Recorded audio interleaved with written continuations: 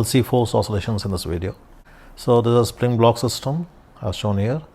This is equilibrium position, and suppose at some instant it is displaced by an amount x, and the forces acting at this position are kx, spring force, the friction force B into V, and there is an external force F0 sine nt. This external force is a variable force. It's sinusoidally varying with an angular frequency n. And taking this direction as plus, we write Newton's law for this situation, which will be like this. And simply putting v and a in terms of derivatives of x, it will be like this. Now I'm dividing the whole equation by m. I'm replacing b by m by 2 lambda and k by m by omega naught square. Okay, so 2 lambda is b by m and omega naught square is k by m. Omega naught, if you recall, is the natural angular frequency of the system. This would be the solution if there was a 0 on the right hand side. This is what we had in damped oscillations. Now since there is a non-zero term on right hand side, which is this, we have an extra term in our solution. So the first term goes to 0 as time advances due to e raised power minus lambda t term, as you can see, and therefore we can neglect this term as it affects the motion only in the beginning. So we are going to neglect this expression. This is time dependent expression and it will go to 0. So after some time the solution left will be only this. Now if we put back the value of x into our differential equation and solve for a and phi, we would get the values a equal to this and phi equal to this. So I'm not doing the whole maths here, you just remember these expressions. And there is a condition we call resonance, and the condition is this: at resonance the angular frequency of external force happens to be equal to the natural frequency of system. So that is n, the angular frequency of external force, is equal to omega 0. That is the natural frequency of system. The system oscillates naturally when there is no external force and there is no friction. Put this condition into the expression for amplitude. You'll get amplitude equal to this much and phi equal to pi by 2. Now if we differentiate the expression for x, we will get the expression for v, which would be simply this much. You can check and simply call a into n the maximum velocity or the velocity amplitude, and the expression for velocity amplitude, if you just put the value of a into the expression, would be this. V at resonance is f0 over b, that you can check, because at resonance omega 0 and n are equal. Simply square both sides. Omega 0 square we know is k by m. So these two cancel out at resonance, and what we are left with is f0 over b. And if we draw a graph between v and n, the velocity, the maximum velocity, happens to be at resonance. Average power transfer, this is the symbol of average. This is the symbol of average here and here. So average power transfer is the average value of force into velocity. This on putting the value of f and v and solving, we get, as you can check, to this value. Just go on checking. So average power transfer from external forces v f naught by 2 into sine phi. So now we have expression for x, expression for v and f. So I'm just summarizing those expressions here. As you can check, phase difference between force and x is phi, and that between v and f is pi by 2 minus phi. So that I'm calling as phi 0.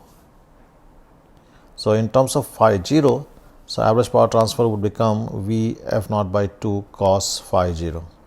Now if you have slightest of idea of the expression we have in AC, there we have an expression for average power drawn from source as half vi cos phi. So very soon I am going to show you that the result in AC is gottable by just comparing the terms in the two systems, that is in mechanics and in electromagnetism.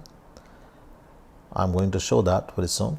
And for now we come back and see that at resonance, phi is 90 or phi 0 is 0, and therefore the average power transfer is Vf0 by 2, maximum power transfer. I'll quickly see AC circuit just for the sake of comparison and completeness. I've written KVL for this circuit. I've just written I and di by dt in terms of Q. We finally have this expression, just divide by L. We have divided by L, and now I am writing R by L as 2 lambda and 1 over LC as omega naught square and C. You can appreciate that a very similar expression was obtained in mechanics. If you want to compare, I'll just write those expressions here only. These are the equations we wrote in mechanics and spring block system oscillations. And now compare the two expressions. In the place of x, we have q here. 2 lambda is in both the expressions. Omega naught square is there in both expressions. F0 is in the place of V0. M is in the place of L.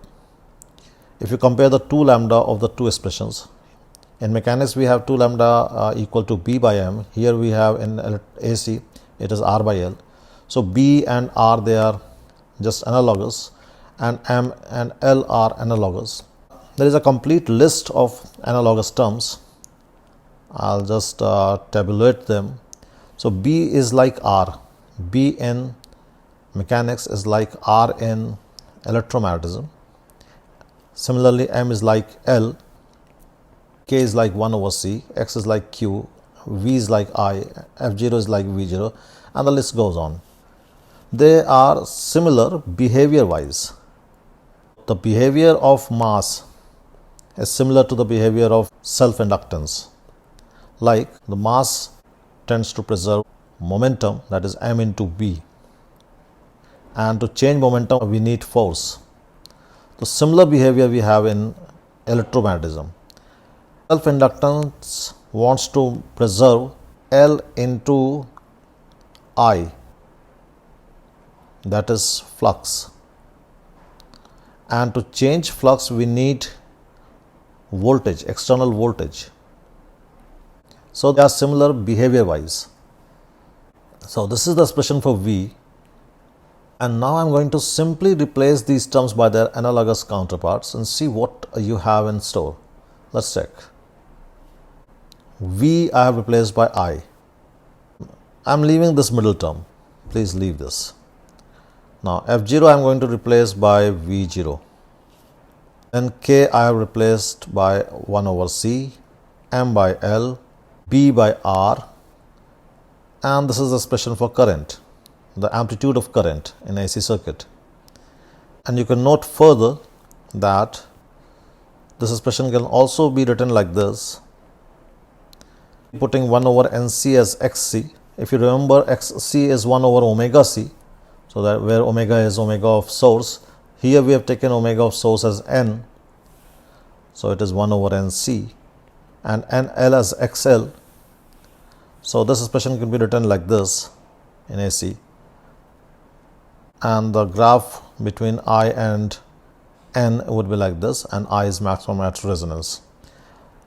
Now the power drawn is proportional to I square.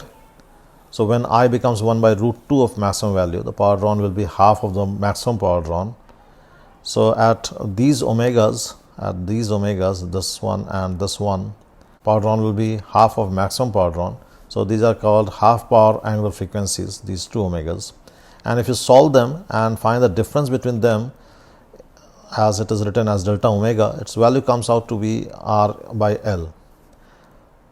So if you recall, in damped oscillations we define the term Q factor as omega naught over 2 lambda. So 2 lambda here is R by L. There we had B by M, here it's R by L.